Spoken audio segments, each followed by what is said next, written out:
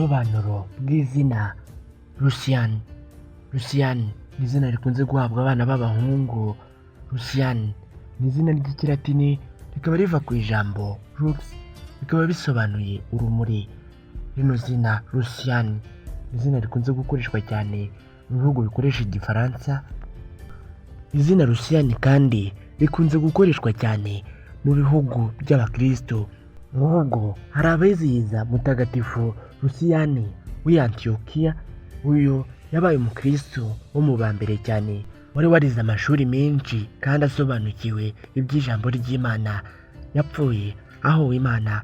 Hari kandi na mutagatifu Lucien w'i Beauvais, nawe wahowe Imana ari umumisiyoneri wo mu Bufaransa.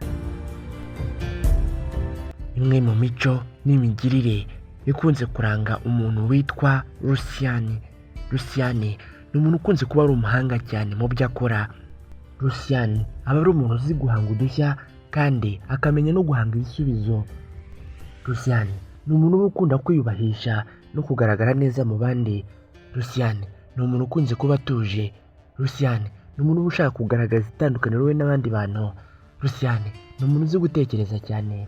Lucien ni umuntu w'umwizerwa kandi Lucien ni umuntu ufite imitekerereze yihariye mu bandi. Lucien ni umuntu ukunda ubwigenge bwe kandi Lucien ni umuntu uhora utekereza yuko imbere he ari heza. Ariko rero byaba byiza kuri Lucien agiye agabanya ibitekerezo byinshi, kubera yuko rimwe na rimwe bikunze kumurusha imbaraga. Nanone kandi agomba kujya yirinda amarangamutima kuko ajya amutwara akamukoresha amakosa.